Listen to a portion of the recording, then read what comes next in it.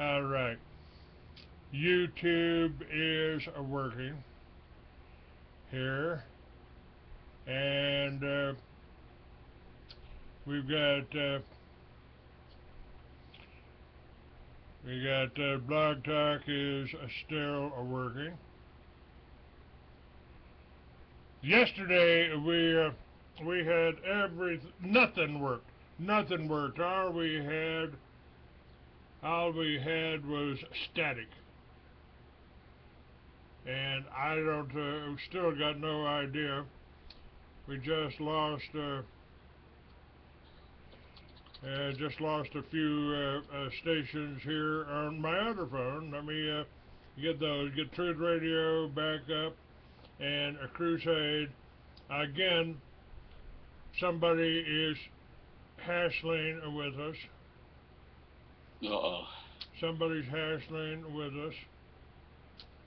And we'll try to bring a Crusade back up. Getting a busy signal right now. All right, I've got a Crusade back. Evidently, our station here, this show, is just getting too much interest. We've been too right on the things that we've been talking about here. I think have the whole New World Order nervous. And I've told people it's heating up a bit. It is heating up a bit because General Wesley Clark, called for the incarceration yesterday of anybody that doesn't want to go along, doesn't want to buy into the party line. There are people that are standing up against him. Jim Condit Jr. is standing up. He's actually a politician that's telling the truth, and Donald Trump told the American people the truth about Songbird McCain. Up until this point in time, I've been the only one that has referred to him the same way the ex-prisoners of war did. Songbird McCain. I know it. Songbird insane. Yeah. Well, he betrayed us. He made propaganda films for the Viet Cong, and people don't want to believe that. Now, let me share again with you this Chris Christopherson, Pilgrim's Progress. I've never heard this before today, and I'll tell you how it relates to my dream in a moment. Am I young enough to believe in revolution? Am I strong enough to get down on my knees and pray? Am I high enough on the chain of evolution to respect myself and my brother and my sister and perfect myself in my own peculiar way? And I get lazy and forget my obligations, I'd go crazy. If I paid attention all the time, and I want justice, but I'd settle for some mercy on this holy road through the universal mind. I get lucky, I got everything I wanted. I got happy, but there wasn't nothing else to do, and I'd be crazy not to wonder if I'm worthy of the part I play in this dream that's coming true.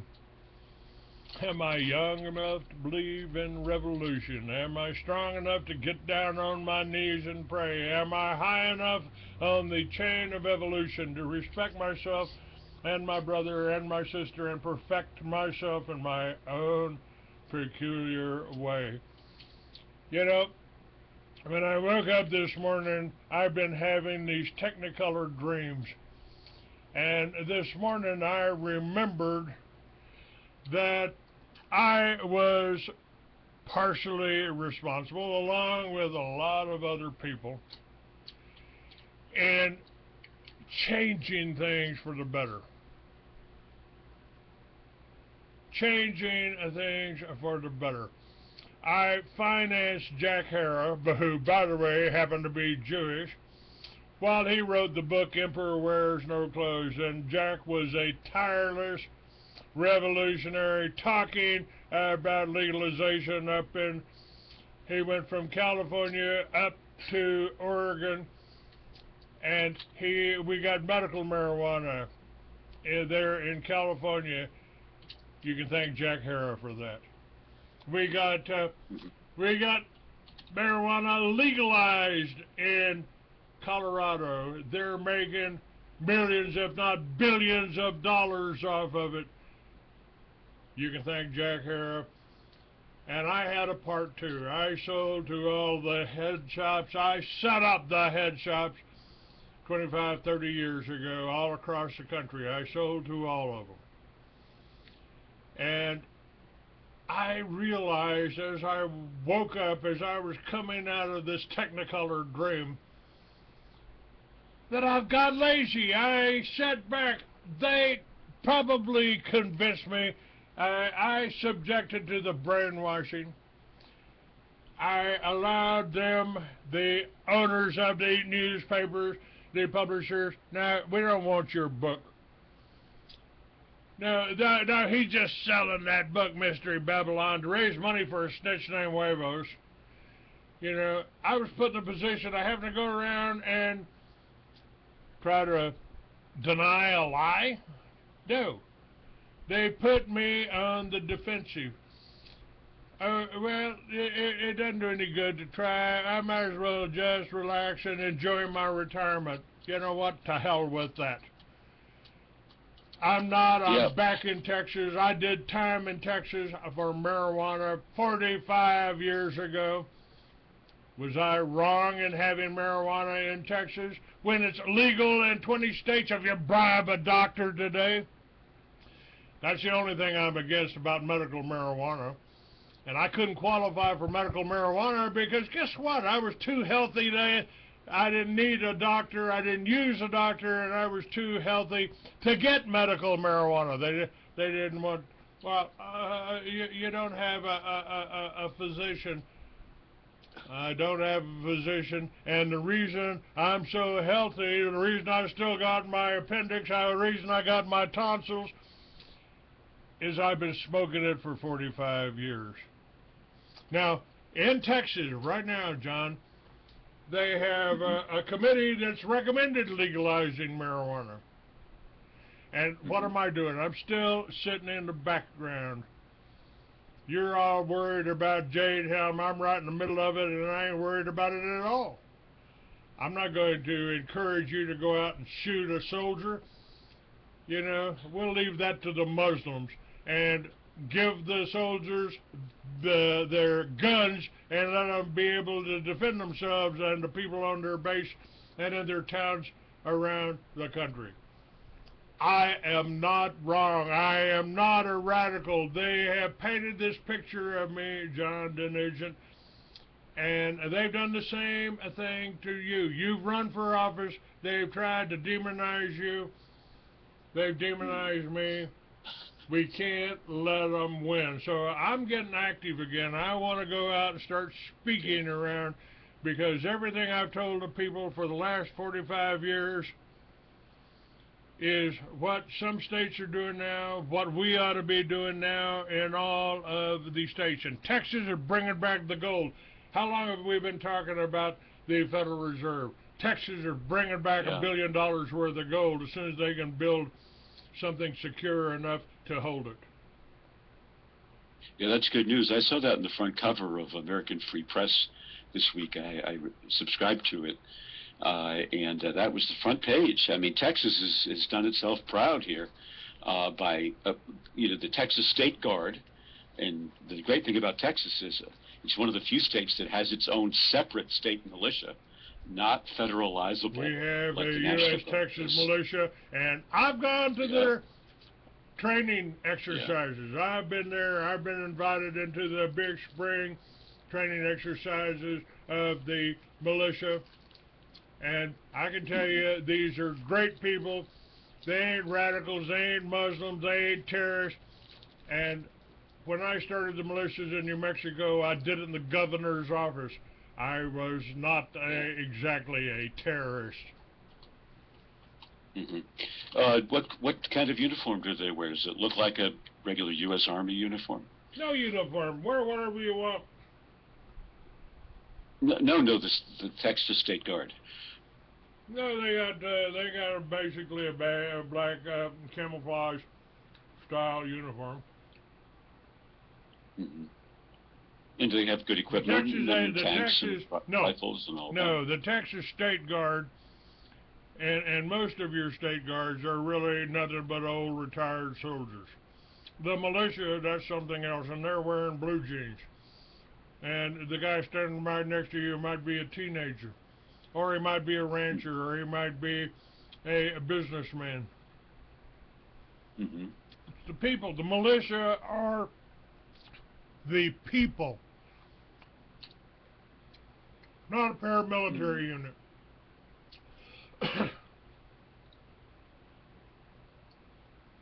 Yeah, well, I like the fact that several states have a state guard, which the president cannot take over. I mean, that's the foundation of our Constitution, is that there should be no standing army. The Constitution provides for a Navy, because a Navy can't threaten our liberties. They're offshore. But when George Washington felt he had to suppress the Whiskey Rebellion in 1792, he had to then go and ask the governors of Pennsylvania, Maryland, and Virginia for troops to go in there and suppress the rebellion, because there was no U.S. Army. Because we didn't fight a revolution to create a strong central government which could crush the people. And so the Constitution made no provision for a standing army. I mean, there was a staff in Washington, D.C., but there was no gigantic army. There's no Pentagon, nothing like that. And so a president under those circumstances has to make a case to the nation and to the nation's governors why we need to attack country X or Y, or, okay, Saddam Hussein has weapons of mass destruction. We must invade. Oh, really? And then people would ask, oh, what's the proof he has nukes? And of course there was none. But because the president can federalize the National Guard, he can just call up these so-called state militias. It's happened in every war. I knew in Pennsylvania, where I lived, they just federalized the Pennsylvania National Guard. And the uniform, I tell you, I was in the Virginia National Guard. And you know what it said right on the Virginia National Guard uniform? It shocked me. It said U.S. Army. I thought I was joining the Virginia National Guard. It said U.S. Army on my uniform. Wow. So it's just like, until the president, with a flick of the pen, he can make it part of the U.S. Army. And so it's not a protector of our liberties or protector of the states. But so the Texas State Guard, you're saying, is just a bunch of old soldiers in their 40s or 50s or something? I haven't investigated the Texas Guard. I'm back in Texas after basically being in a self-imposed exile for 45 years. I traveled to 49 states. I helped start the militia in New Mexico. I lived in Florida. I lived in Northern California.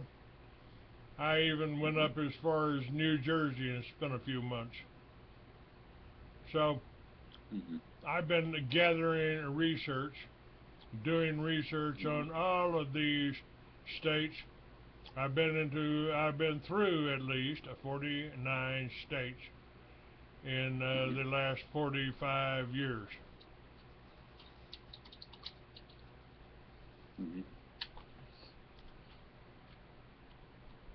And somehow, it's like God sent me somewhere.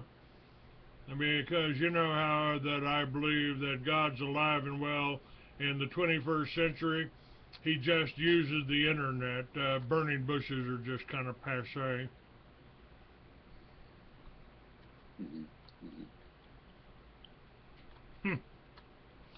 And I personally like your idea of starting a new religion. The words of Christ, the words of Jesus, I think are valuable. but the religions that started in his name, I think, basically suck.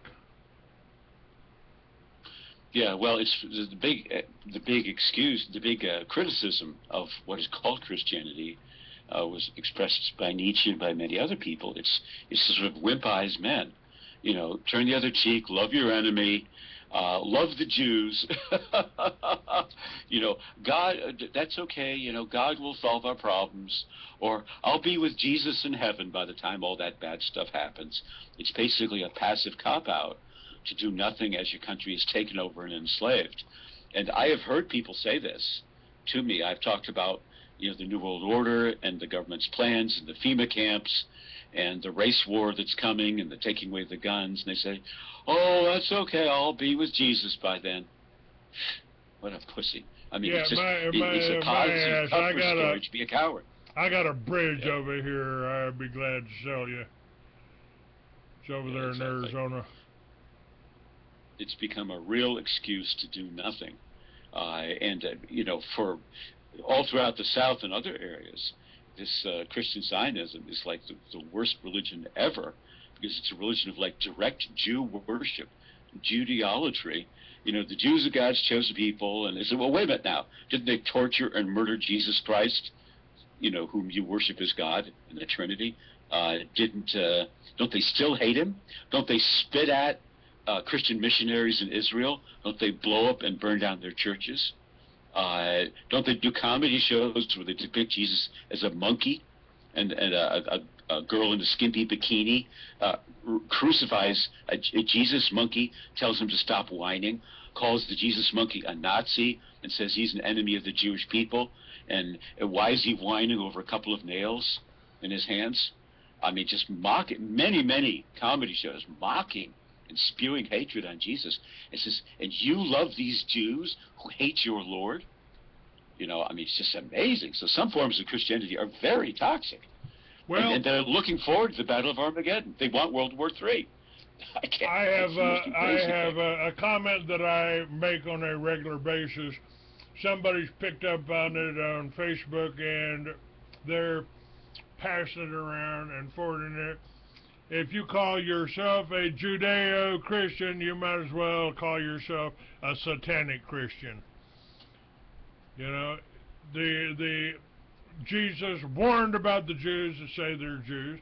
Jesus told them that they were following in the footsteps of their father, the devil, not Lucifer, by the way. They and they got no business. If you call your really, I mean, here are the people that killed Jesus. Why are you worshiping an instrument of torture used to kill your Messiah? And that's the Catholic Church, part well, the Protestant too, but they've erected the Jewish instrument of torture used to kill Jesus, and they made it a holy symbol. I refuse to worship that. So I think you're right about a new religion. How do we do this? Well, I have a Greek friend, and I call him Pete the Greek. He's Pete Papaheraklis. He's from Greece. He writes for American Free Press and the Barnes Review. Good guy, very nice guy. Grew up in Greece, the mountains of northern Greece, and then lived in Athens, and then came to America in the late 60s. America is a very confusing place for somebody from a little village in Greece. But anyways, he was pointing out that in the Orthodox churches, I'll say this in defense of the Orthodox churches, not, you know, as opposed to Catholic, they don't have Jesus at all hanging on a cross. They have at the top, they usually have like domes in their churches, big round dome up at the top, and Jesus is looking down at you, and he's called the Pantocrator. Well, Pantos, like pantheism means all, pan, and kratos is like our word, literal word, krasi in democracy or whatever, rule. So it's the ruler of all. So Jesus is the ascended king and the Son of God, and he's the ruler of the universe. So they don't depict Jesus as some guy hanging and twitching and being tortured. nailed to two boards, but they depict Jesus as risen and triumphant and basically kicking butt. Well, that's the way my picture of Jesus is with that staff in his hand chasing the money changers out of the temple. And interesting, you mentioned something that I haven't really heard for 45 years. When I went into prison, they asked me what religion I was, and I told them I'm a pantheist. Could you translate that for my audience? Yeah. What a pantheist is? Yeah. A pantheist believes, well, and this is actually a very common thought. It became famous through the former Jew and philosopher Spinoza. But it's very common in the East, particularly among Buddhism, which is a major world religion, of course. And it believes that basically the universe is the body of God. God is everything. God is the trees and the living and the dead and the fish and the water and the air and the clouds and you and me and time and space and everything. It's all God. So you don't see God as like this personal, like, dude you can talk to. What? But it's all God. You mean he don't look like Charlton Heston? Well, that's what I say. Well, Charlton Heston looked more like God than like Moses, you know. I have met many Jews who are as handsome as Charlton Heston, actually. Now that's but that is exactly what I believe. It's what I've told people. If you are omniscient and omnipotent, what are you? Well, you're God. Well, you're also probably bored to tears. If you know everything and you can do anything, where's your excitement? Where's your romance? Oh, we'll make men for that. We'll make the human race for that. And that way God, through your eyes, can experience danger, intrigue, romance, and love. Your choice, isn't it? Yeah, you know. Well, it's certainly we need a new religion because my experience has been that people are terrified of death, and yet the religion that I'm creating is going to deal with people's actual experiences. I had one the other day here in Ontonagon. I went for a little drive with my landlord to a local farm, and the family grows, they have chickens and pigs and everything. It's wonderful. It's a beautiful rural county up here. Anyways, on the way back, she said, oh, I want to stop in and see another friend. You'll like her. And a very nice lady in her 60s. And she was telling me about experiences with her late husband, whose name was Francis. And you could laugh. Now, you could laugh this experience off if you want. You could dismiss it and say, crazy old lady. But many people have had exactly this kind of experience. In a nutshell, a beautiful black and red butterfly, she was out gardening in the backyard, perched on her shoulder and would not leave. And she went into the house, and the butterfly rode in with her on her shoulder, and the butterfly proceeded to fly into every room. It's a beautiful long ranch house. Every room in that house, that butterfly went in, flew around, and inspected. And then the butterfly then came out and went back to her shoulder. And the butterfly hung around. She let the butterfly back out, but the butterfly hung around the house for 3 days straight. So she says, I talked with a friend. It says, that's your late husband. He was somehow, through the butterfly, showing that he's still caring about you on the other side. And, these aren't crazy people. I had another experience here in this. It's interesting because women are like more psychic or more religious or more into spiritual stuff, or at least they talk more about what's happened to them. They're more interested in it, psychic things and whatnot. They've always been that way. Another woman told me a story here in town. We have a nice little restaurant called Sills, and we have a delicious little Cornish meat pie there called a pasty, which the Cornish copper miners brought in. So I was having a pasty, and she was sitting in at the booth across from me, and I got to talking with her. It says I write a lot about reincarnation and life after death, and women are always interested in that. Most women, anyways. And she got to telling me about her husband, who died of the long-range effects of Agent Orange. He'd been in Vietnam. And he finally died 4 years ago from all kinds of complications from Agent Orange. Still young, because she was like her early 50s, so I guess he was too, something. Or no, he was a little bit older. I think he was early 60s. So I guess he'd been in at the tail end of Vietnam. In any case, she said, I will actually hear the screen door in the back of the house open, and there's no wind, and I know he's come into the house. And but they had a very wonderful marriage. They loved each other.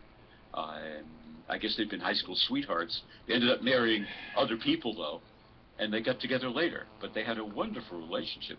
So she's not afraid of his ghost. She says he did once actually try to get in bed with her, and she screamed. So he says he's never tried that again. But I feel his presence, and he'll like move stuff around the house to tell me he's there.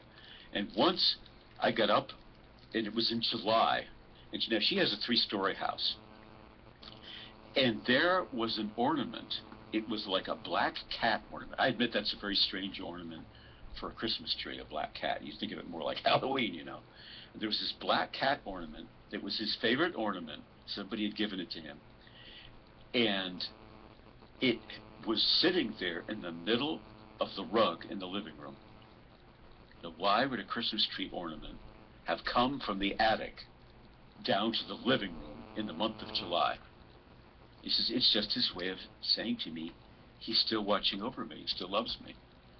And I mean, this woman's not crazy. She's a very practical, down-to-earth woman, German ancestry, from Wisconsin originally, which is our state right next door. I mean, a lot of people had these experiences. And I say, if you know, I'm not saying to you, believe me, because I, John DeNugent, you know, God talks to me every day, and he inspired me and appointed me to be his prophet. I am gathering real stories from solid people with 2 feet on the ground that they know, not dogmas of religion, but they just know there's life after death. And that our Well, loved ones I wanted are to talk over about us. that. That's where I was going to take you next, because we've got solid evidence that there is that. And I personally have died 2 or 3 times. Once 45 years ago, once about 40 years ago, and I should have died in that motorcycle accident on May 20th, 2004. Perhaps I did. Since I've got no memory of that accident at all. And of course they tried to kill me with the drugs, Halcyon, Haldol, Valium, and morphine. But that was probably their only mistake, trying to kill an old biker with an overdose.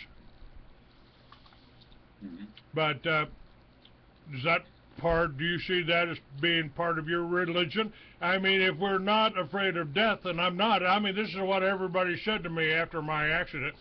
Well, aren't you afraid to ride now, Clay? No. You ever trip? You afraid to walk? No, I'm not afraid to ride again.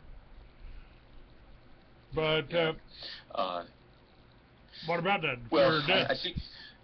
I think it's very important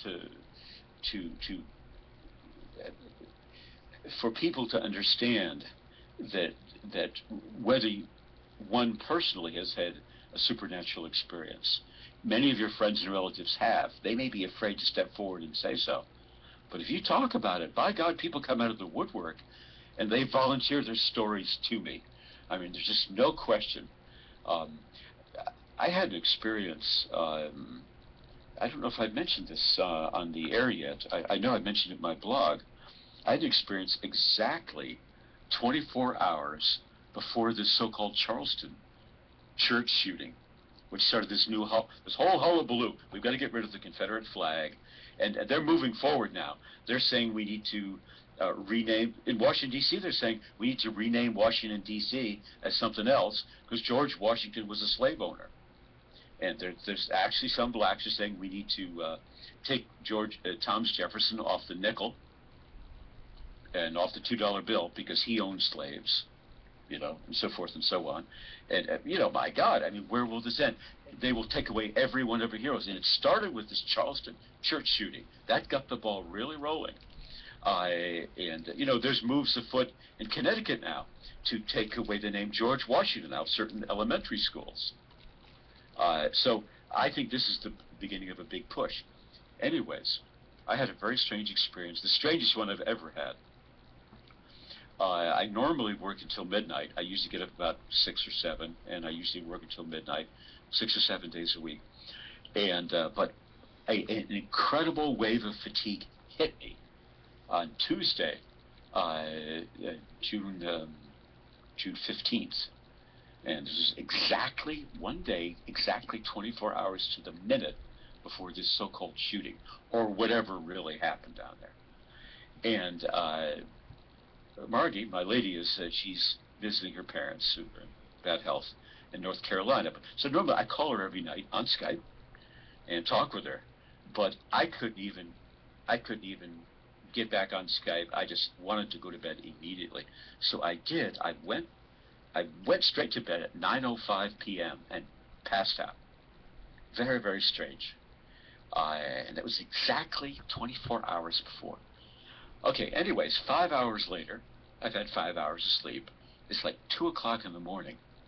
And I wake up, and so I got up, used the bathroom, and I went back to bed and was debating, 2 o'clock in the morning, should I just get up and stay up and, I had plenty of work to do?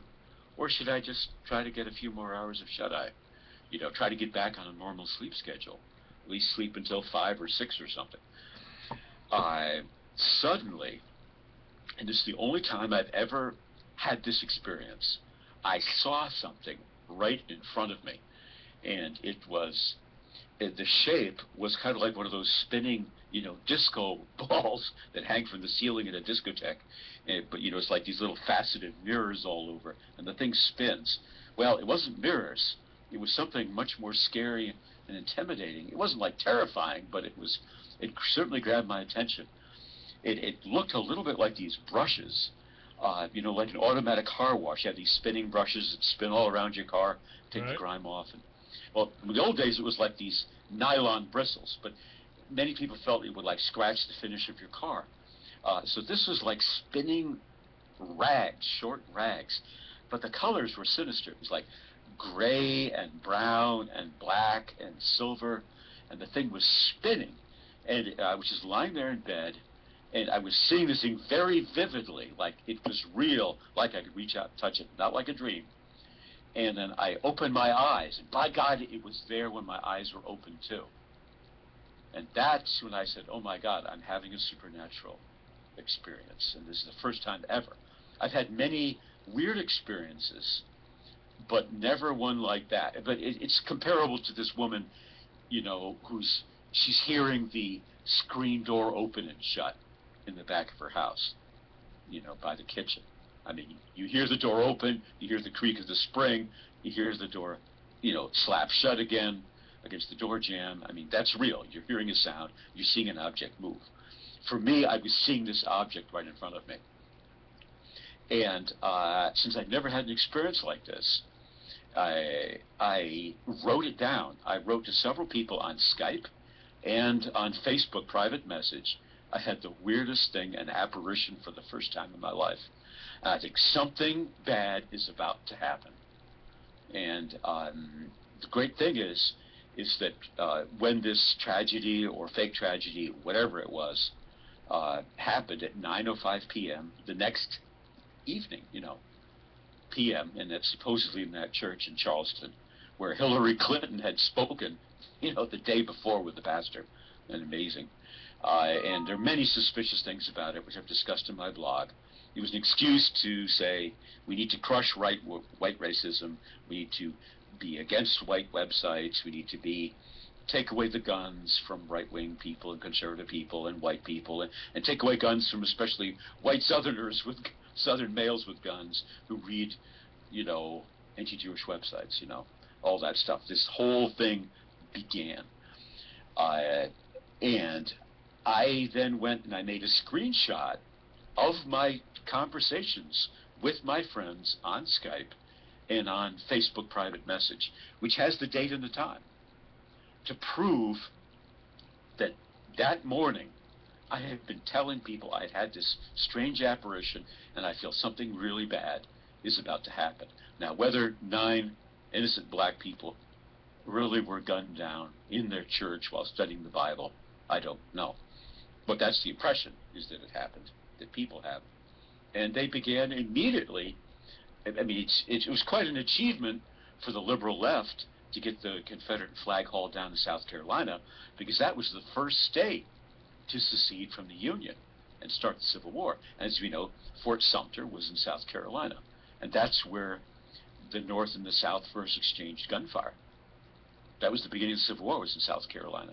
And for South Carolina to haul down the Dixie battle flag was quite a victory, because they were the first state, I believe, to put up the Dixie flag. Or one of the most important states. It was in 1961, on the anniversary of the beginning of the so-called Civil War, the war between the states, or the War of Yankee Aggression, depending how you want to call it. So that really shook me up. And the other thing was, Clay, as I was lying there in bed, slightly stunned by seeing this thing whirling above my body, and I saw it with my eyes closed and my eyes open, so I knew it was supernatural, because, you know, when you see something whether your eyes are open or shut, you're having some sort of divine visitation of some kind. You shouldn't be able to see the same object with your eyes both open and shut. Think of it. Suddenly, I saw flashes, like gunfire flashes. I didn't know it was gunfire, but these flashes. But it looked like fire coming out of a barrel of a gun, and I was in the Marines. I've seen a lot of gunfire. 5 or 6 flashes on the left, and it was like 2 or 3 on the right.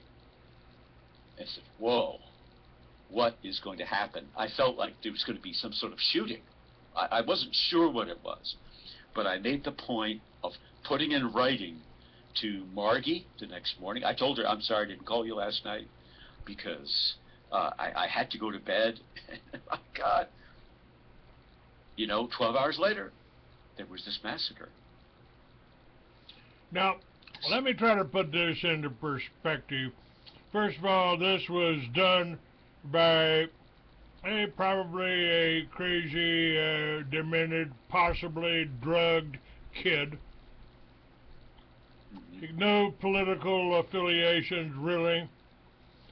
And the Confederate flag is certainly, I got one up behind me right now. They could certainly try to use that against me, couldn't they? I've also got the Texas flag up and the United States flag up. But just while you were talking about it, this came across my desk. Paul Krugman on the glorious coming demise of white political power. Paul Krugman, commenting in a 2014 interview, commenting on the craziness of American politics, says more or less verbatim, a lot of craziness comes from the cultural, ethnic issues, rural white Americans who feel they are losing their country, and they are right. They are losing their country. In the end, the power they now have will go away, but it's very difficult and dangerous time until then. The future is represented by Mayor Bill de Blasio of New York, but Ted Cruz of Texas is still out there. And this is Kevin McDonald commenting on this. He said, this, I think, sums up the elite left opinion in America. After all, Krugman writes for the New York Times and the West generally. The bad old days are nearly behind us, with people like Bill de Blasio and his mixed-race family firmly ensconced in positions of power and presiding over super-diverse New York City. They are the wave of the future. The road ahead will be manageable, although dangerous and difficult. The key to the non-crazy future as envisioned by Krugman is to lessen white power. Another example, Joe Klein, writing in Time, that it is necessary to import millions of non-white as a cure for our poisonous biracial era. Krugman specifically mentions rural white, the people who for decades have been the boogeyman of Jewish political imagination in America. This quote from Terry Cooney's book on the New York Intellectuals, a Jewish intellectual movement, sums it up. The New York Intellectuals associated with rural American nativism, anti-Semitism, nationalism, and fascism, as well as with anti-electionalism and provincialism. The urban was associated anti-ethically with ethnic and cultural tolerance, with internationalism, with advanced ideas. The New York Intellectuals simply began with the assumption that the rural, with which they associated much of American tradition and most of the territory beyond New York, had little to contribute to a cosmopolitan culture.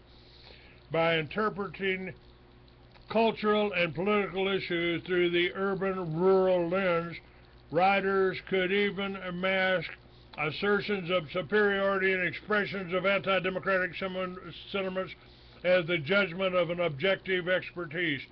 Jewish political strategizing, at least since the end of World War II, has always been about overcoming the power of white America, and particularly rural white America, hence the strong support and activism on behalf of non-white immigration and other constituencies that have different ethnic interests than whites, that is, blacks, Latinos, or whites who have been convinced not to identify with white interests. Many white feminists and white LGBT, that's a lesbian, a gay, bisexual, and transsexual, as well as the legions of white who personally benefit from the anti-white revolution, and of course white victims of the constant barrage of media propaganda. The process of disempowering white America inaugurated with the 1965 immigration law has been in place for 5 decades, is on the verge of success. Now, Kevin McDonald says, I disagree with Krugman's analysis somewhat. It's not just about rural white America, it's about disempowering non-Bill de Blasio white America, and that's a lot more than just rural whites. In the 2014 elections, whites of all social classes, all age categories, and both sexes voted Republican. These voters would be a lot more likely to vote for Ted Cruz in 2016 than they would Hillary Clinton. It's interesting that Ted Cruz has been pretty much at work, has been pretty much the only Republican candidate who is not attacking Donald Trump for his comments on immigration and John McCain, presumably because he sees himself as appealing to the same constituency, white voters fed up with the spineless politicians who prostrate themselves before the ethnic lobbies and who champion whatever views their posters tell them to. Really, though, the Paul Krugmans of the world have little to fear from Cruz, given his strong support for expanded legal immigration, and he's hopeless on Israel. They long for demographic changes. Their longed-for demographic changes will go ahead as scheduled under a Cruz administration, maybe not so quickly, but unfortunately that may well be the case with the Trump presidency as well. And July 13th, Michael Cohen, special counsel to Donald Trump, claimed in an interview to CNN that Donald Trump is a champion for legal immigrants. Peter Brimrow notes at a recent speech in Phoenix, Trump hinted at the support for increased legal immigration. So in my nightmare scenario, the Republicans nominate a populist candidate who appeals to the Republican base, and he's elected. There's a huge optimism among those overwhelmingly white voters that we will finally have a president who will take back the country, and actually say what these voters are thinking. They finally elected someone who will destroy the scourge of political correctness, and it all happened despite an unrelenting outpouring of hostility and predictions of an imminent racist takeover that rained down daily from the New York Times and the rest of the mainstream media.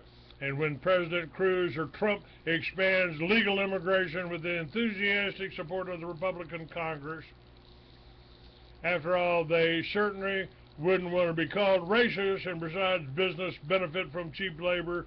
Plus, we get a war with Iran. So Paul Krugman et al., for all their spluttering about the difficult and dangerous times ahead, have nothing to fear from Cruz, Trump, unless, of course, like Obama on Israel, this president, who one is a populist, actually does the right thing after saying that he has to be saying whatever he has to in order to be elected.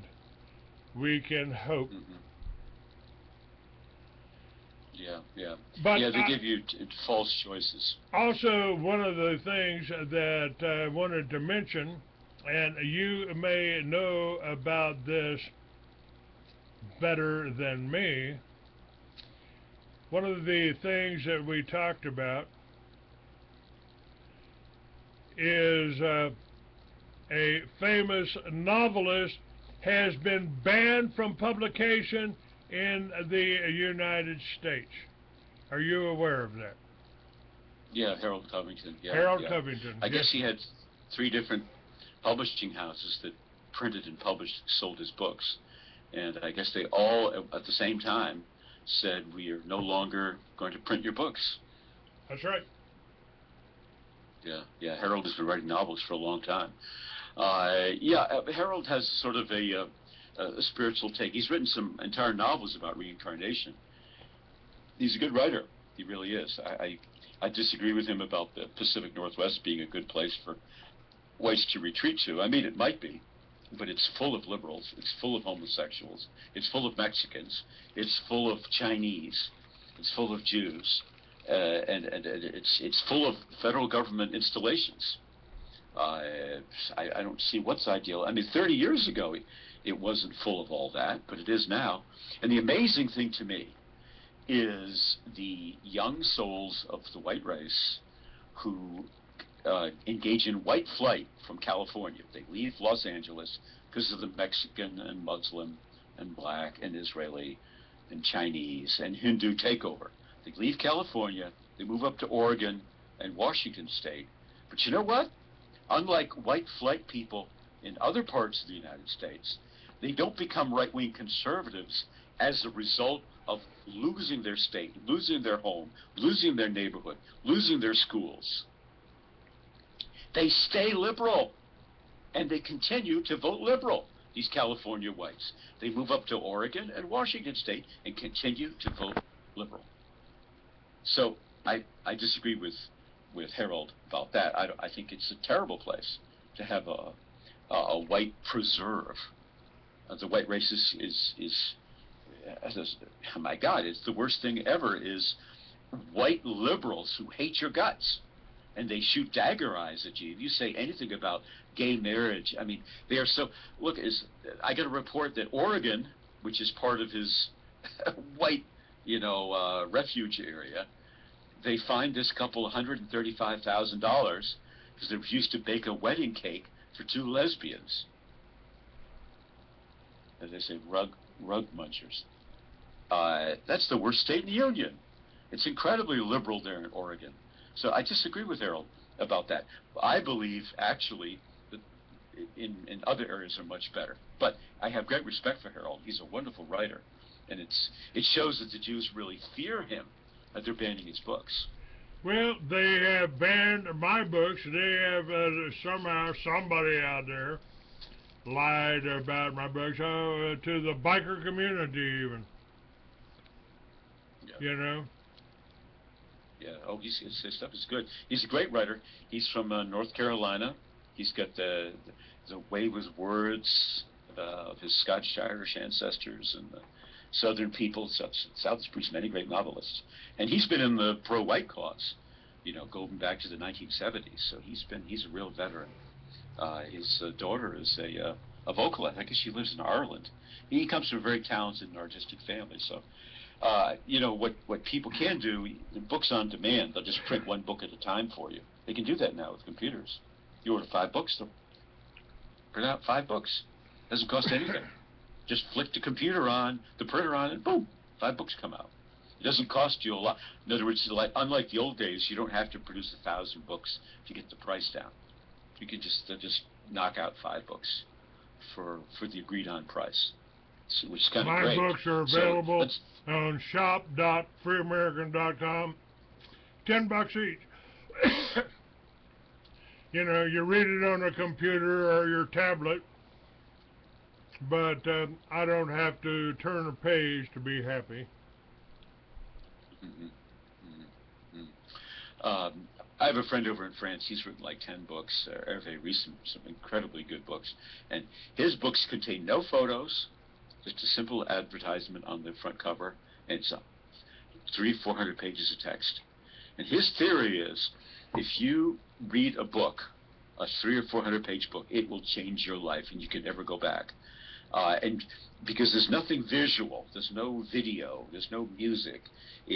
Your mind is doing the work. Your mind is imagining and visualizing the things being described in the book. This is a book makes you work along with the author. And he says it'll transform you more than anything. And I says, so that's why you don't have any illustrations. That's right, I don't have one single illustrations. Striking. Now, of course, one could also say that about radio. With radio, it's just one of your senses being engaged, your sense of hearing. And you have to fill in the blanks and imagine what, John or Clay are talking about. You have to visualize the topic. So you have to work. But, if you look at a YouTube video, okay, could be text, music, images flashing by. It kind of feeds into people's short attention span today. Somebody said to me, you can't do a video more than 3 minutes. Nobody will look at it. Well, I don't necessarily believe that. My videos are 2 hours, Yeah. But the only thing is you can see me talking to you. You got to hear you right now. I don't have the technical expertise or the program to put both you and I up. I will work on that, and I will get that, because I'd like to be able to see both of us doing in this conversation. Yeah, that'd be great. But that's a little bit in the future. Meanwhile, you can hear it or you can see it on. You've got 2 different channels here. You've got Blog Talk, you got Free American, you've got audio, and you got a video on YouTube. So. But the books, you can read the books and buy the books, $10 each. That's all I'm charging for the books. Mm-hmm, mm-hmm. Yeah. Well, I know the way Alex Jones does it is it's free to listen to his daily show, and it's just audio. And if you pay, I think it's like $10 a month, then you can see his show, and he has a lot of visual props. He shows pictures, and he's sitting there at a desk, and occasionally he'll run some film footage of something. So I guess that's useful. I think Rush Limbaugh has the same thing. You can listen to his show for free, but you can see his show. He's sitting there at his desk. He's lost a lot of weight. He actually looks pretty good. One thing I admire about Rush Limbaugh is he's completely deaf, but he still runs his radio show. So even though he's lost his hearing, he's still doing a pretty good show. I disagree with a lot of his neocon positions, of course, but he was one of the first great people in talk radio. And so for I think it's $10 a month. Also, you can see his show. So that'd be the next step for you, Clay. Maybe is to go up to a fully visual show. Well, there's a lot of good visuals that I could add. I simply don't have the time. Alex has the staff, so does Rush Limbaugh. Yeah. Yeah, he avoids the whole Jewish topic. Well, he And does. he's married to a Rush Jewish girl. is a well-paid, highly paid Republican apologist. So, in my opinion. Oh, talking about Rush Limbaugh, yeah. Yeah. Yeah. Yeah, yeah. Oh, he's making millions, millions. No, I'm sorry, I was referring to Alex Jones there mentally. Alex Jones is an interesting guy because he will certainly avoid the Jewish question. He'll talk about Rothschild now and then. But my friend Mike Delaney of TrueTube, knows Alex Jones because he originally was just a 9/11 truther. He wasn't a white nationalist. He wasn't into the Jewish question at all. Just the truth about 9/11. That was the hook that first got Mike Delaney involved in the dissident movement. And he told me for a fact that Tex Mars, the independent Baptist preacher who's very anti-Jewish, married Alex Jones and his wife. So I said, well, that means Alex Jones understands the Jewish problem. He says, absolutely, 100%. You would have Tex Mars marry you and your fiance if you hated his views on the Jews. Well, I was sitting over dinner after one of my shows, one of my expos there in Dallas, and I had given Alex a booth there. I even had a speaking engagement at my Free American Expo, but we were sitting having supper at Denny's, and I said, Alex, did it ever occur to you that they may have arranged your wife there to be introduced you to your wife there so she could be your handler? And he's never spoken to me since. Yeah. It hit too close to home. Well, I'd like to mention something here, and the betrayal of the white working class by the left. You have the floor. We, you have the floor. I'm getting another cup of coffee. Okay, great, thanks. Go ahead. Well, we all remember that last week the Greek hardcore left-wing political party, which runs the government, called Syriza, S-Y-R-I-Z-A, it really betrayed the Greek people. They had voted against more austerity, more belt tightening, the sale of Greek airports and harbors and highways and bridges and electric power companies and water companies and everything to be sold to pay off debts to Wall Street, especially to a company called Goldman Sachs and various bondholders in the European Union, among them Germans and so forth. Austerity meant just sell the whole country to pay the debts, slash Social Security, slash medical insurance, cut everything to the bone. Well, the Greeks have had 5 years of this, and now they're supposed to cut even deeper. About 1/3 of the people in Greece are unemployed. People are starving. People are being thrown on the street. People are committing suicide in the parks. Well, so this Syriza political party came to power, hardcore left-wing, saying, we're going to stand up for the working people. Well, then they advocated that the Greek people in a referendum vote against further austerity. And now they've completely buckled, and they've agreed to austerity. And they're ramming through the Greek parliament now. We have to tighten our belts. We have to do exactly what the international bankers want us to do. And people are yelling, this is a total betrayal of the Greek nation, which, even whether they were liberal or not, at least they thought this left-wing party was going to make sure that Greece had no more austerity, no more suffering, no more turning all the money in the country and all the assets of the government over to foreign bankers. And they totally betrayed them. So the point I'd like to make here is that George Orwell, who wrote, of course, the famous novel 1984, and also the novel Animal Farm, and many of us as kids, had to read those novels. He wrote as the former Jew Gilad Atzmon. This is an Israeli who's a dissident and a critic of Judaism. He's also a wonderful saxophonist. He first became famous as a sax player, yes. Like my grandfather, by the way. But as Gilad Atzmon pointed out in a brilliant video about a year ago, Clay, George Orwell, before he suddenly died in the late 1940s, he had woken up to the fact that the left, because it's totally Jewish controlled now, no longer cared about the working class.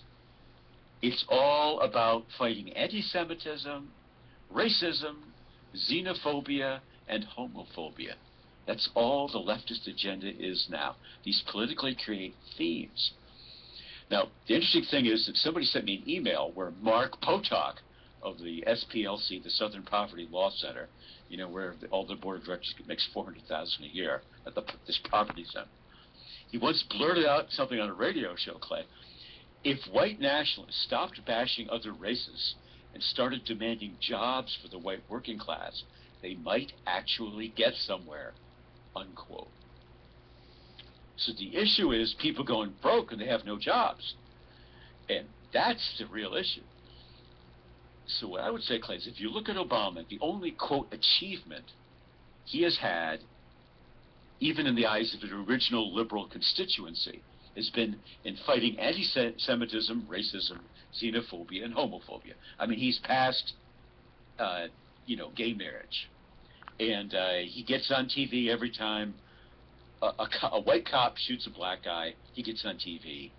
And I guess he had a great achievement. There was a huge race riot in Baltimore, next to Washington, D.C., and blacks were pounding out white people and smashing their windows. So that's another achievement. But the economic misery continues, Clay, in year 8 of the Great Recession. And Obama has done nothing about the Great Recession. And a friend of mine on Facebook made the comment, named Claudia in Connecticut. She says, the same kind of thing has happened in the so-called women's movement after the leftist lesbians took control of it. It stopped being about equal wages or stopping sexual harassment of female employees, which is a real issue, and stopped being about better daycare, and it became all about the lesbian agenda. And that's all the left and the liberals care about now, is fighting anti-Semitism, racism, xenophobia, and homophobia. And they don't care whether you have a job and whether you can afford a car or car insurance or have a roof over your head. All they care about is gay rights, Mexican rights, the right of a black felon with 7 felonies, like that guy in Baltimore who was injured by the cops and died. Okay, his rights. And support for Israel. That's all the left cares about. And Mark Potok said if the white nationalists would focus on jobs for white people, they might actually get somewhere. And that's I hate to agree with Mark Potok about anything, but that's what I've been trying to tell people. You don't need to be fighting the blacks. It's like I have related a number of times about a big black football player. He was a husky, muscular type. I met him at a party up in Miami Beach. I bet a condo up in Miami Beach. And he came up kind of aggressive. What do you think about us black folks? And I said, well, I got to be real straight with you, brother. I don't like niggers, white or black. And he looked and he said, you might be all right. I said, yeah, you might be all right too. I just wouldn't get in my face again like that. But that's true.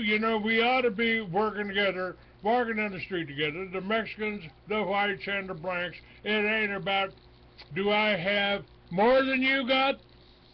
Do we have equal opportunity? Do we have the same rights? There wasn't any color written into our Bill of Rights, and people have asked me, patriots groups, have said, well, we need an agenda. And I said, you got one. It's called the Bill of Rights. What more do you need? Has nothing to do with race or color. And my Liberty Village idea, my Liberty Village concept, is really the ideal concept. Take 5 acres over there and put your Chinese village over there. Work for San Francisco. take that 10 acres there and put your longhorns in there and stock it with Texans. You know, it's you know, I had some of the one of my favorite places to go, and I actually worked in a donut shop in what they called Stop 6 in Fort Worth, and that was all black. Best barbecue in the world right there. And I didn't have to be afraid. I wasn't afraid to ride my motorcycle down there and pull into the barbecue joint and eat. My novels that I wrote 45 years ago about victimless crimes being abolished in this country, that was the situation. Not whites huddled together in Seattle or Austin, but hey, give me a nice neighborhood that I can live with people who at least believe like you. You're a Christian. You want to live in a nice little Christian community. How much do you need? How much room do you need? A block or two? That's all we really need, isn't it? Turn your backyards into gardens, grow your own food, generate your own power from the from the roof, turn it into solar, turn your roads into solar. My God, you can drive on a solar road as easy as you can drive on a blacktop. To me, that's well, answered, John. Well, clearly the Jewish enemy understands the power of money to buy politicians and thwart everything we're trying to do. So I know you had a couple of weeks ago you had the Rebel of Oz from Australia on talk about his rebel bank idea. He's got his website up, by the way, rebelbank.com, and they're hacking it right now. He sent me a message on Skype. So some of the web pages on his website are not working. He's working. His idea is everybody get 4 of your friends to kick in $10, which is just a tip at a nice restaurant. $10, it's no big investment. If everybody gets their friends and they get all their friends to kick in $10 each, we could start up a bank with a capitalization of $2 billion within a couple of months. And then this bank would lend money to patriots, to working class people, to people who, let's say you want to start a small business. Let's say your utility bills are outrageous, and you'd like to put $2,000 worth of solar panels up on your roof, especially if you got a lot of sun. You could go off the grid. You'd never pay another electric bill. I talked with somebody the other day, about 10 miles south of me up here, and just off Lake Michigan and the upper Michigan part of the state. We have very high electric bills, and he's completely off the grid. He's been off the grid now for a year and a half. Doesn't have a single electric bill, but he's got $2,000 worth of solar panels on his roof. But you need to have the money to do that. That's right. If somebody won't lend you the money, this rebel bank will lend you the money to do that.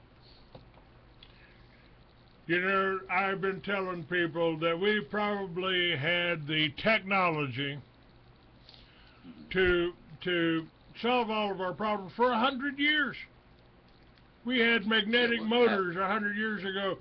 Hey, if you take a magnifying glass, a big one, and shine it on a container of water, you can get steam from the sun.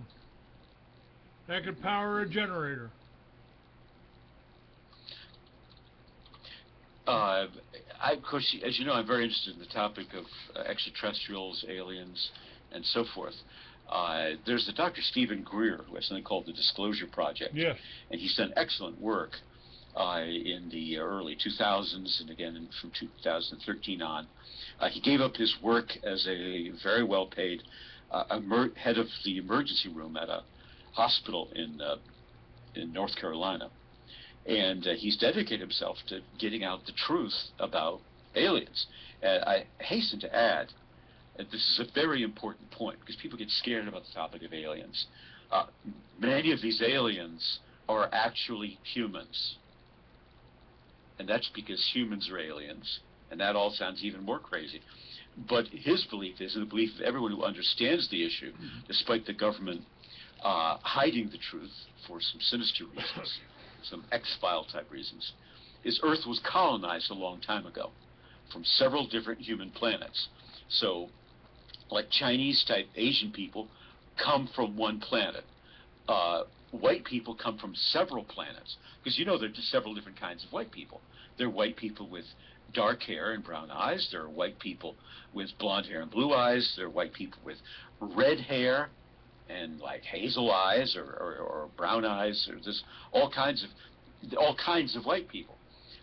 There are various like Dravidian people from India and Australian Aborigines. What they're saying is Earth was colonized, just like North America was colonized. And there are actually many aliens visiting and using the Earth, but they're just humans. They're just way advanced over we are. But they can walk right down the street and you wouldn't know this person was not born on this planet. Anyways, Stephen Greer says, it's not just we have to worry about the X-Files scenario, that maybe the U.S. government is in bed with some alien species, which is trading weapons technology to the U.S. government for the right to abduct Americans and take them away, use them, kill them, whatever. That's a worry, the X-Files scenario. Very dangerous. But the other problem is that through contact with various higher alien life, both human and humanoid, in other words, they got one head, 2 arms, legs, 2 ears, 2 nostrils, 1 mouth. You know, they're humanoid. They're shaped sort of like we are, but they're not humans. They're similar to humans. And everything in this galaxy is humanoid or human. We could have had free energy for 100 years now. We could have had propulsion systems to fly around the world in 5 minutes. You could be in Hong Kong in 5 minutes with technology which the U.S. government has right now. But instead, we're still driving in cars with a gasoline engine from the year 1890. Well, you know, John, I wrote novels about that 45 years ago, and I've been telling my audience for years, the reason UFOs are so top secret is they don't want you to know that we could have lunch on the moon and be back in time for supper here without using a drop of gasoline. Yep. And just imagine if we had free energy, how the price of everything would go down, because it takes a lot of electricity to manufacture an item. Or, if it comes all the way from China, it has to be shipped here on some freighter running on diesel fuel or something. And we've got freighters, we've got ships. The U.S. Navy has a ship that can run on the water it floats on. We don't need the gasoline, we don't need the diesel, we don't need that. And by the way, just to hear while I'm thinking about it, while I've got a side up on, my guest tomorrow will be John Contreras, who worked at the Department of Justice, who lives in Los Angeles, and has 2 critical books on the Greek language civilization and the present economic crisis in Greece. That's available now. So I am trying to stay right on top of things here. And he's going to be talking about the Hellenic crisis of conspiracy against the Greeks. You know, this is the importance of this show, John. Everything you have said today is relevant. We're not going over in left field talking about the propulsion systems. I'll be having a archaeologist on that's been to almost every continent, that's been under the pyramids, has investigated this, all of the ancient history, who says, you know, the reason these civilizations appeared in the mountains after the flood, they came down, and that we had a worldwide civilization. These pyramids, we can't build them today. Somebody built them 10,000 years ago or more. We've had this civilization. We've had free energy. And we've had those UFOs, people with humans, our ancestors flying them around. It's not ancient aliens. It's us. It's us. We've been flying these ships around for 10,000 years. We could go. That's why they built these signposts in the Andes, where you could only see them from the air. Right. Exactly. Exactly. I mean, everything we've been taught about our ancient history is wrong. That's why the Smithsonian is suppressing, with tremendous effort, the truth about giants. There have been reliable reports. The Smithsonian has 2,500 skeletons of giants. These are like 10 feet tall humans. Huge skulls, huge, gigantic, especially in California. Actually, they're starting to let the truth out a little bit. There's and the H2 channel, which is an offshoot of the History Channel. I saw a fascinating show. There's some guy with, I guess he's about 50 years old, sort of a handsome guy with like salt and pepper hair, and he talks about aliens. He talks about ancient civilizations. He's a good guy, but he went out there to this field in Minnesota, talked with a farmer, and this guy was digging, and he came up these skeletons of these giants, 10 feet tall guys. I mean, huge skulls. I mean, they're proportionate. I mean, their skull is twice as big as your head or mine, Clay, and big, broad shoulders. They're well shaped. They're just giant humans. You're what, 6.5 feet tall, and Yep. These guys are 3.5 feet taller than you are. Huge, big guys, and the government came and told them don't tell anybody about it, and seized the skeletons and took them away. So somebody doesn't want us to know the truth. They want us to believe the Darwin thing. We come from the monkeys. Yeah, that's bullshit. Yep, we come from monkeys. We never had an advanced civilization, and it's just part of the whole animalization process. You see it with the rap music and some of the kinds of rock and roll and the movies and all the filth.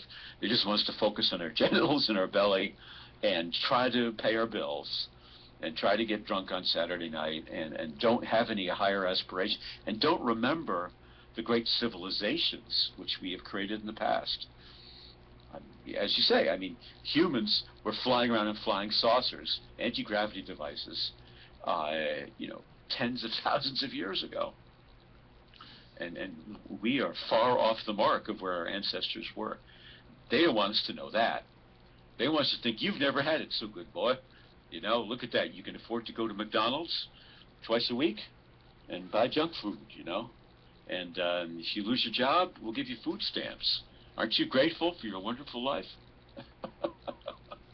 Oh, my God. Oh, my God.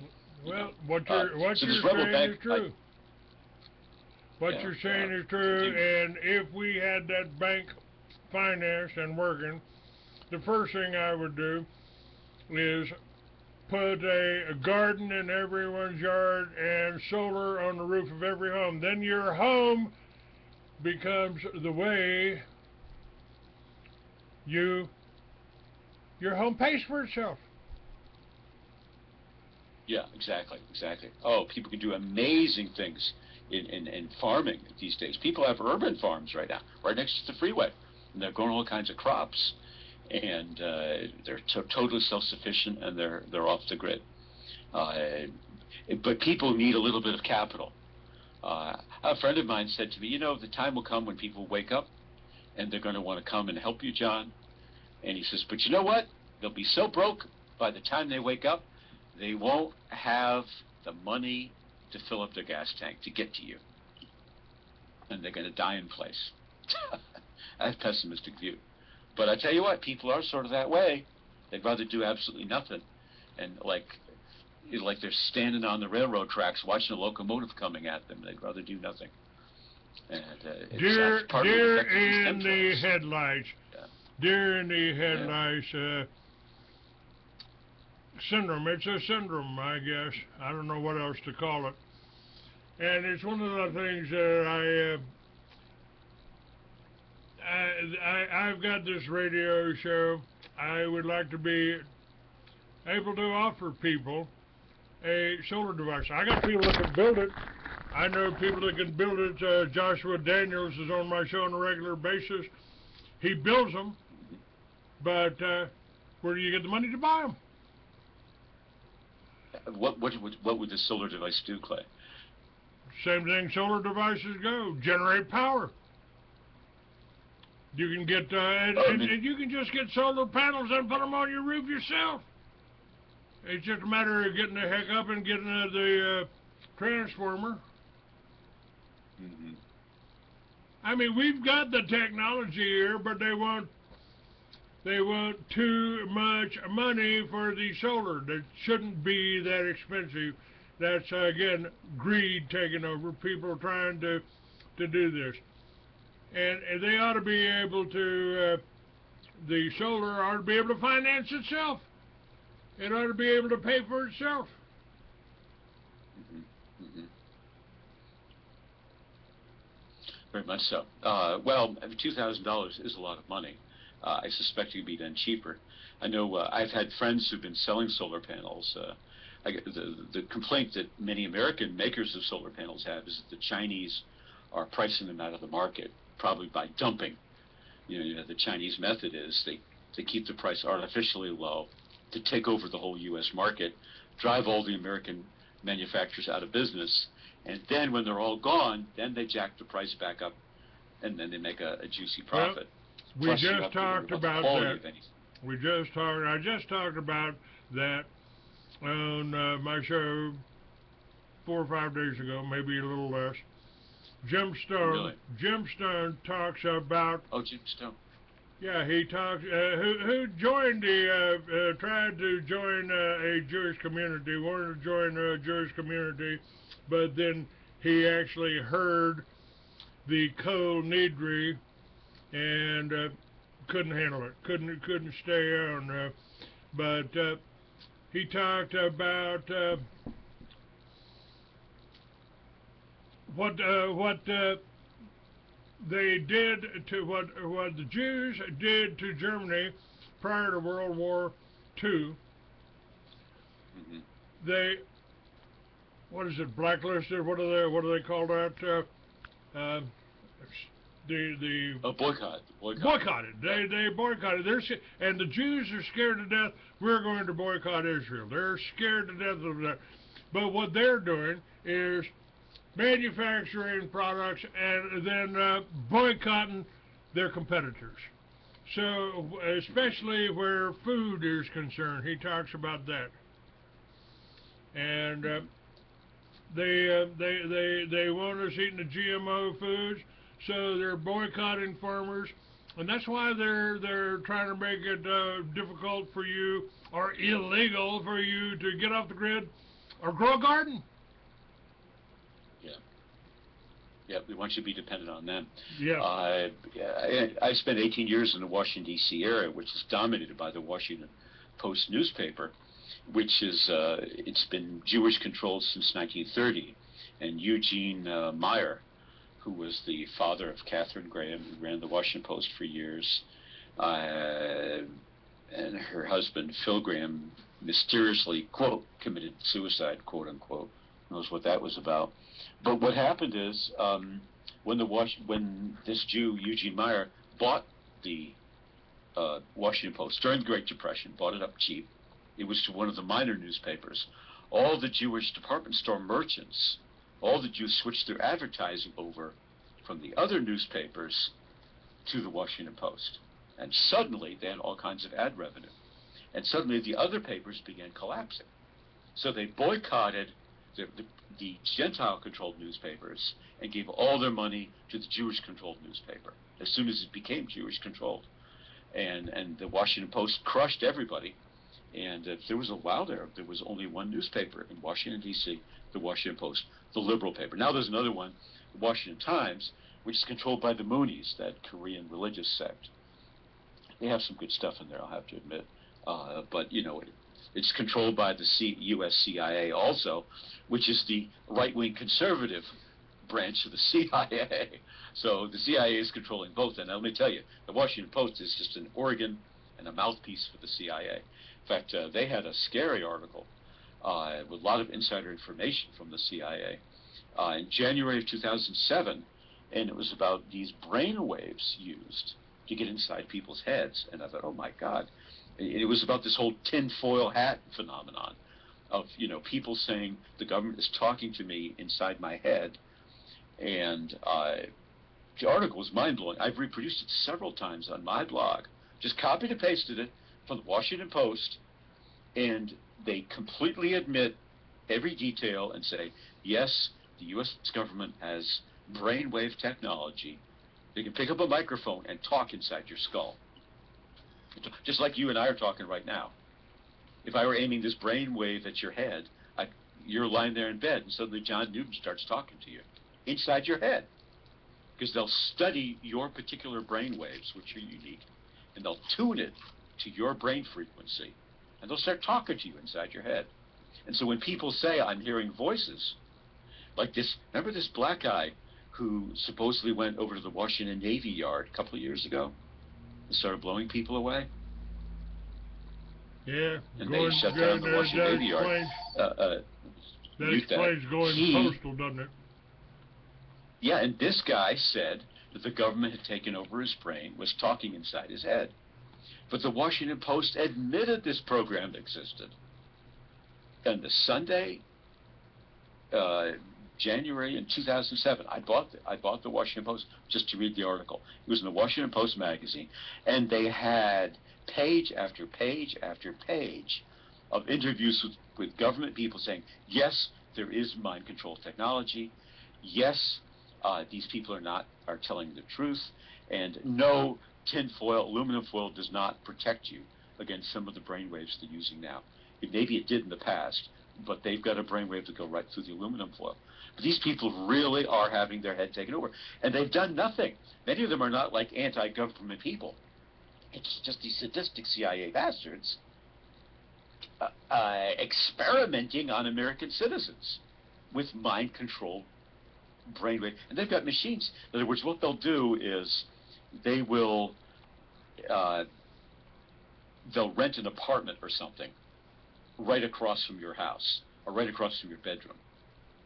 And in the window, they've got this machine aimed at your head. So while you're sleeping for 6 or 7 hours every night, this brainwave is blasting you. It's totally illegal. And it's not crazy. These tinfoil hat people were not crazy. They were telling the truth. And that's how evil our government is. Yeah. And the Washington Post is so cheeky, they're so openly CIA, that they admitted it. It's right on my website, johndenugent.com. Don't scare me now, John. I've been having, you know, I live right behind the VA hospital, and I've been having these technicolor dreams. I went to the VA and I told them, I said, you know, I think you guys promised me a pension when I signed up, and when you gave me spinal meningitis, almost killed me. Oh my God. And you promised me a pension then, well, I want it now. And so,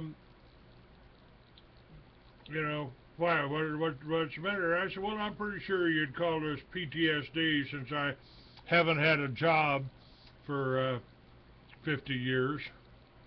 Took me 50 years to get my VA card, so I think you owe me something there. And since then, I've been having what I call technicolor dreams. These are dreams that are so real, and some of them are based, you know, in my past. Some, you know, I'm remembering how things were so many years ago. But it's just interesting. While we were talking about this, I looked up on the internet and followed a link there. Somebody, there's some quotes here from a few people like Wolfgang von Goethe. None are more hopelessly enslaved than those who falsely believe they are free. And Benjamin Franklin, a quote from him, saying, any society that would give up a little liberty to gain a little security will deserve neither and lose both. And then whoever made this website said, the world in which we live is an illusion. The rich and powerful have created an artificial reality to give us the impression we are free. In order to control us and steal our resources, it is necessary for them to control our minds. The diabolical men and women who lurk in the shadows know it is very easy to enslave a man who is sound asleep. It is much more difficult to control someone who has the capacity to think and act for themselves. And Thomas Jefferson, when the people fear the government, there is tyranny. When the government fears the people, there is liberty. And this is precisely why the financial elite use the news media, schools, churches, unions, political parties, and tax-free foundations to deceive us. In order to motivate us to obey, they use fear and intimidation. A man is not free if he lives in fear of his government. They've convinced the majority of the people that sacrificing a portion of their liberty for the illusion of safety is a good idea. It's what I've been telling people on this show for 20 years. They want you to be afraid. Be very, very afraid. And here it is, John, exactly what we're talking about just popped up on the internet in front of me at my desk.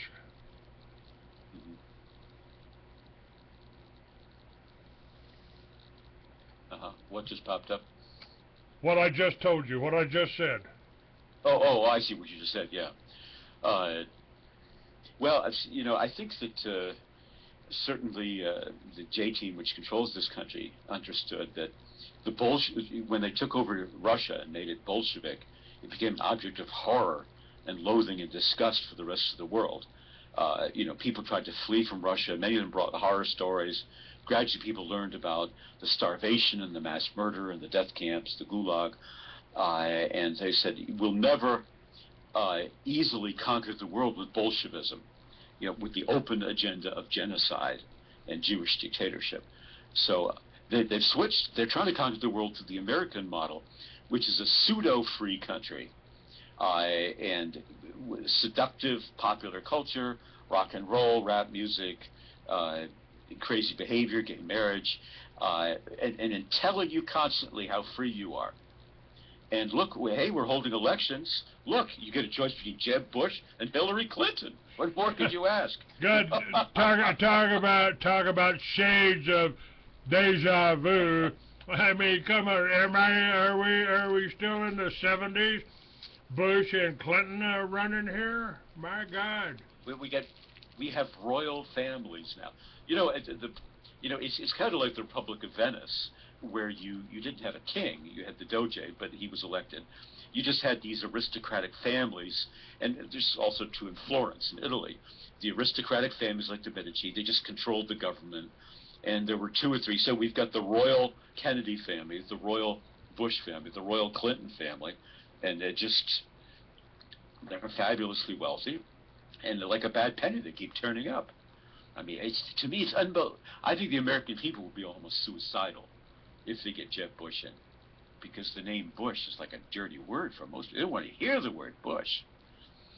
I mean, Donald Trump wouldn't have any chance at all, except people are afraid of Jeb Bush, and he's going to get us into another war, By the way, I have to say, I approve of Barack Obama trying to make peace with Iran. Never thought I'd say a nice thing about Barack Obama. But I guess it's because he and Netanyahu hate each other so much. Then I might as well follow the trend that you just started.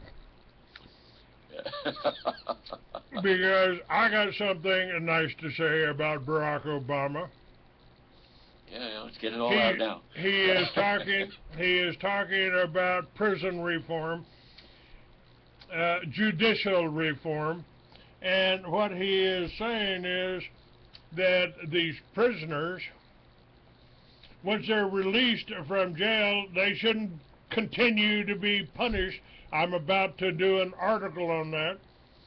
A woman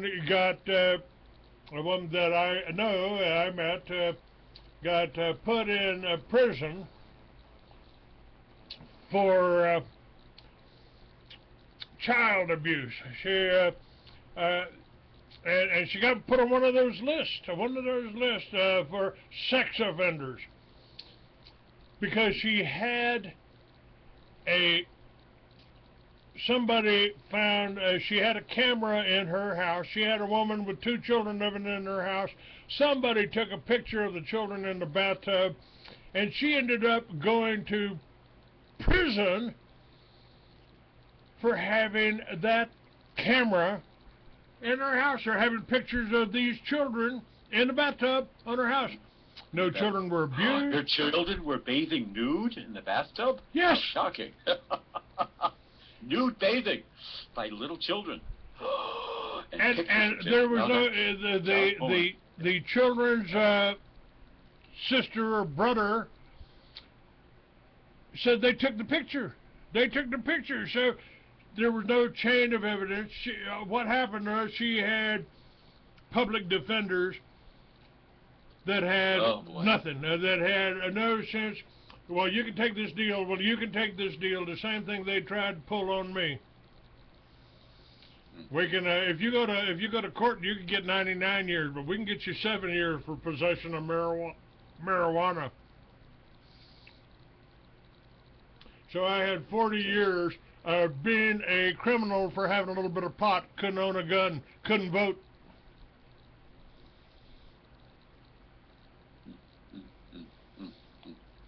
Yeah, and here's a woman that can't get a job anymore, and she's on parole. If she can't get a job, they'll put her back in, and she can't get a job because she's on a list somewhere as a sex offender. Never had sex with any children, never even been accused of that. Never even been accused of it. I'm going to do an article on that, and we'll put that up on Veterans Today and the Free American this week. Yeah. Well, it's very sad. I mean, it's absolutely outrageous because these VIPs are getting away with all kinds of pedophilia. You know, I did a major video in April 20th, Hitler's birthday, and it started off with the Leo Frank case, which is 100 years ago, where this Jewish business raped and killed a little girl, his own employee, in the old days of child labor in factories, 13-year-old girl. And he was eventually lynched by the top gentleman of Atlanta, Georgia, after the Jews tried to get him out of prison and get him saved from the death penalty, which he deserved, and he was finally lynched. But then I segue into now and the issue of VIP pedophiles and the explosive story, which was briefly in the media and disappeared. This convicted Jewish pedophile did 2 years in prison as a pedophile, Jeffrey Epstein of Palm Beach, Florida, you know, millionaire's alley. Bill Clinton's buddy. Bill Clinton's buddy, and it was revealed, photos surfaced of Jeffrey Epstein's private 727 Boeing jet, and he would fly his buddies down to his private orgy island where children were molested. And the articles showed the flight logs of the passengers on this Boeing 727. One of them, President William Jefferson Clinton, listed right there in the passenger log. Alan Dershowitz, top Jewish activist, Harvard Law School professor. He was in the dream team that got the murderer O.J. Simpson off for murdering his white ex-wife. Very prominent guy, Alan Dershowitz, defends all kinds of murder. He basically helps husbands get off who've murdered their wives. He helped Klaus, some Danish guy, and get off in the 70s. He was famous infamous for that. Oscar-winning actor Kevin Spacey flying down also. Ken Starr, as in the Monica Lewinsky investigation. I go into Charlie Gibson, who for almost 30 years ran Good Morning America and then did ABC Nightly News, ABC World News Tonight.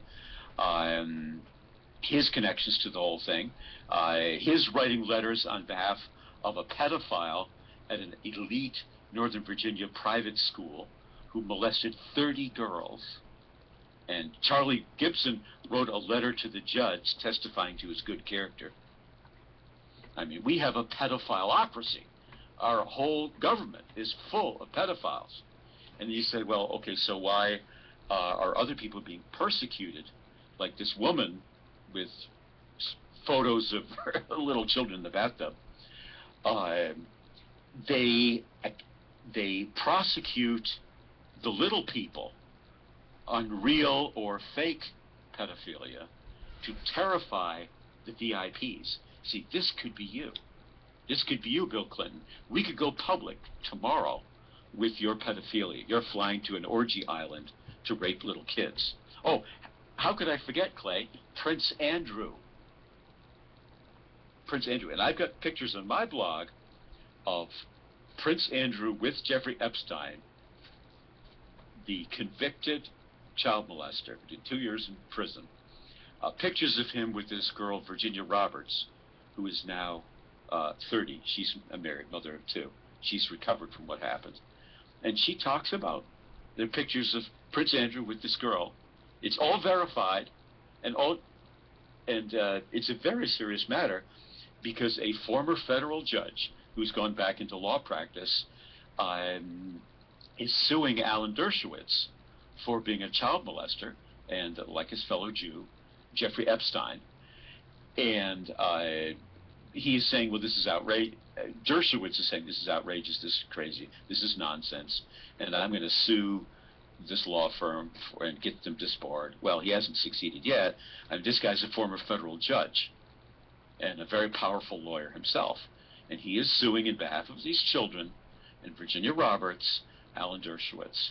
But it's staying out of the media. In other words, of all the hundreds of thousands of websites out there, you can read about it, and you can read about it on my website, but the mass media is not talking about it because they will protect their own. As long as you continue to play ball and go along with the New World Order agenda, they want you to be a pedophile because they love the fact they can blackmail you with it. And occasionally, and you're right about England. This had been servicing in England, and some people, there's been a lawsuit. I guess the Queen Elizabeth even, and some of the other royalty, for this exact issue.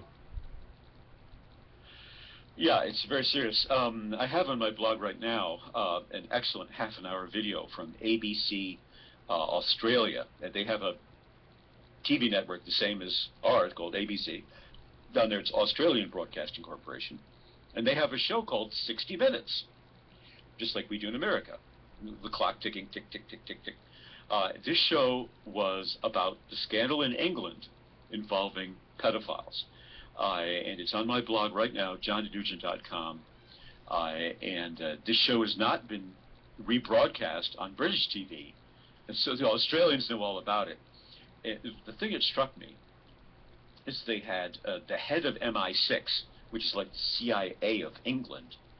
And this guy had a hideous, horrible diary of all the twisted, cruel, sadistic, and perverse things he did to little children for decades. They have a lot of... what they keep doing is exposing people who've already died, though. That's what's shifty about this whole thing.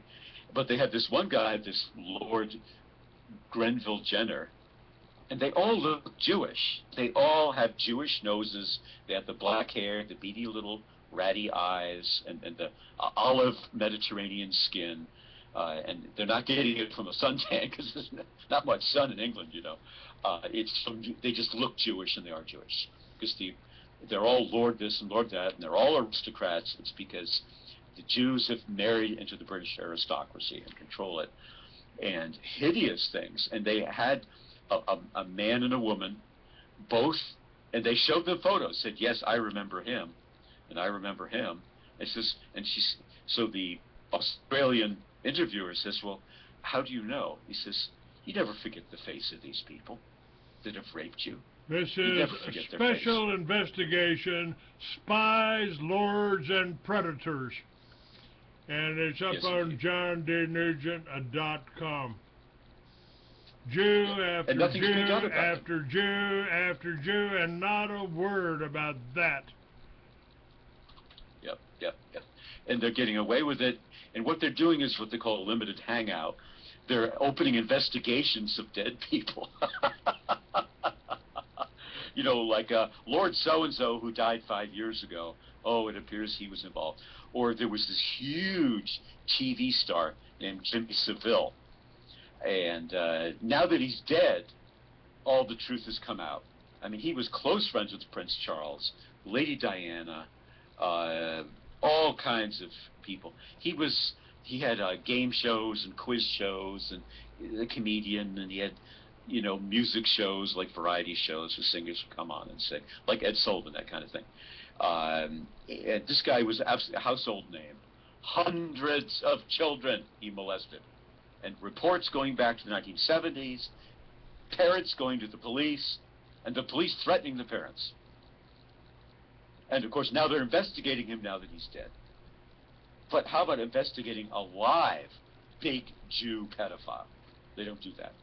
So what they'll do, though, and we saw this clearly in the Jerry Sandusky case, we followed closely, because I live not too far away from Penn State University. The pattern is they arrest one guy, and then they do a big investigation. Oh, he acted alone. He was not part of a pedophile network. So Jerry Sandusky was just a little Polish guy from a football player and so forth. So he got life in prison in isolation. But nobody else went down with him that was backing him, protecting him for all those decades that he was molesting kids. And so why did Jerry go down at all? Because it is to terrify the real VIP pedophiles. This is Bill Clinton, President Clinton. If you cross us, if you ever say what you know about this, that, or the other thing, you'll be doing the perp walk, you'll be on TV, ABC News and NBC and CBS and PBS and McNeil Air Report. They'll be showing you in handcuffs and the cops pushing your head down as you get into a squad car.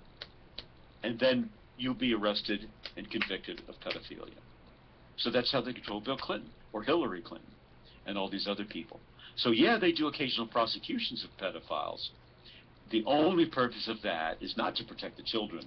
The purpose is to inflict terror on the VIP pedophiles and maintain their control over them. I can tell you what happens to rapists and child molesters in prisons and jails. They don't fare well. Like them, do they? They don't fare well. Yep. The ones that were in my particular cell block, a few times that I've been there, they never came out of the shower. Yeah, you just never shower at all, huh? Start to smell that, get pretty rank after a while. Yeah, that's what I've heard. So clearly you don't want to be convicted of pedophilia and thrown in the general population, especially in a state prison. So they control you totally. And that's the theme of my video, VIP pedophiles, kill them all, which got 30,000 hits on all video platforms, is that we are controlled by a pedophilocracy. Now, it's bribing people is a great way to control people, but the best way is to get pedophile dirt, have a dirt file of a famous politician, a respected politician, a general, a police chief, an admiral, a congressman, a judge, a media anchor, and have a photo or videos of that person with a little child. You will control them totally from that moment on. That's how our government's been taken over. Yes, you are totally right on that. Yeah. I wish I weren't. wish I weren't. The other issue, if I may bring this up, I know we only have about 5 minutes more left Yes, in the sir. show Go or ahead. less. 6, actually. Somebody urged me to see the movie Manchurian Candidate. He says, well, I did watch some of the 1962 Oscar-winning movie with Frank Sinatra and Angela Lansbury. It was a black and white movie. It was very long. It was over 2 hours, and it was all about North Korea and the communists. And I didn't like the movie that much, actually. I found it kind of tedious and slow-paced. John Frankenheimer did it. I think it was an important movie, but I could never really watch the whole thing. I didn't see its relevance. Anyway, somebody said, well, then watch the new version, the remake with Denzel Washington. And this came out in the year 2004. I was living over in France. I wasn't aware of the movie. I didn't watch it when it came out. But I did watch it. You know, you can go to Amazon Prime. You can't watch it for free on YouTube, but you can pay on YouTube, $2.99, and you can watch this movie. Or you can go to Amazon Prime, and you can watch it there, streaming. You can't record it or download it, but you can watch it.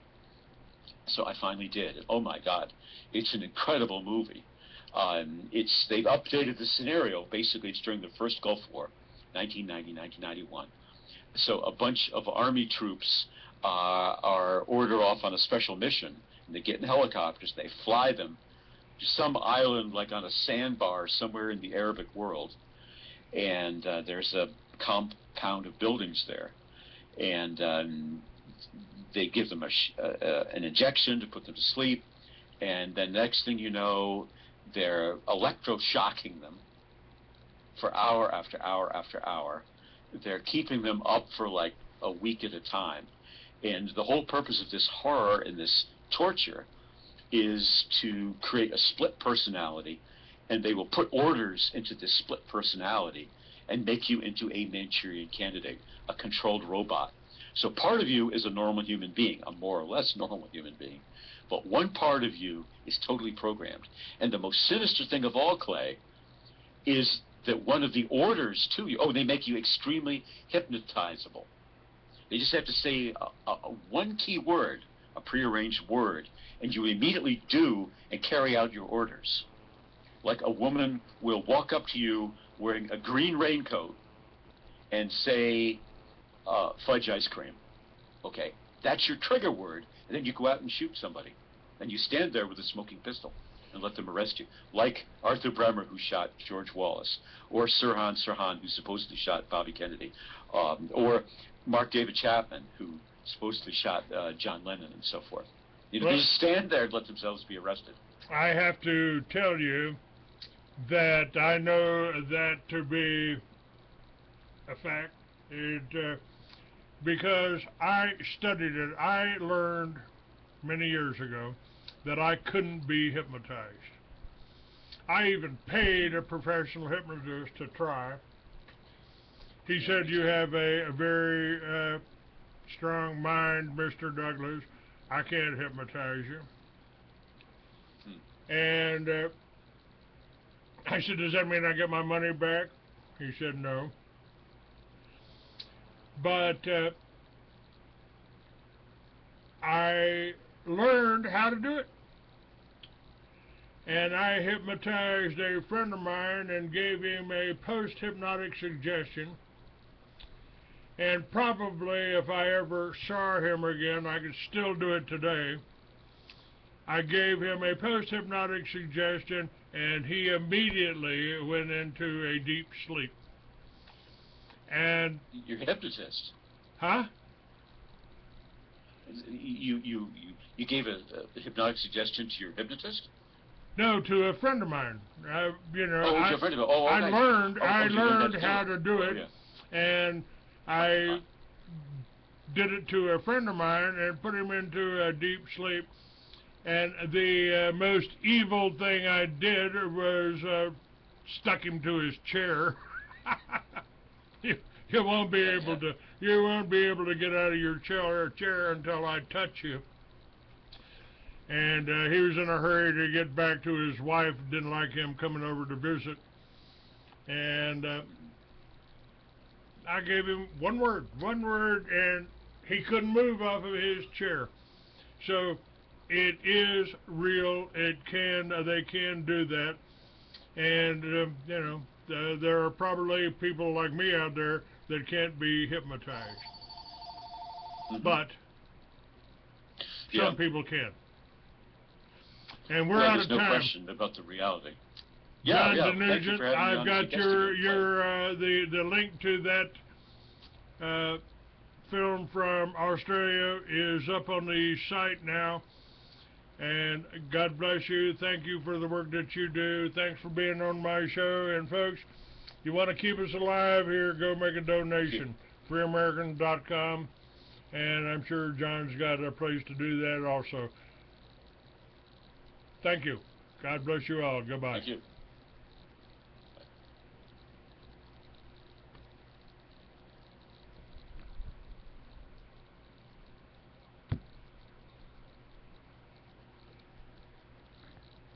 Thank you.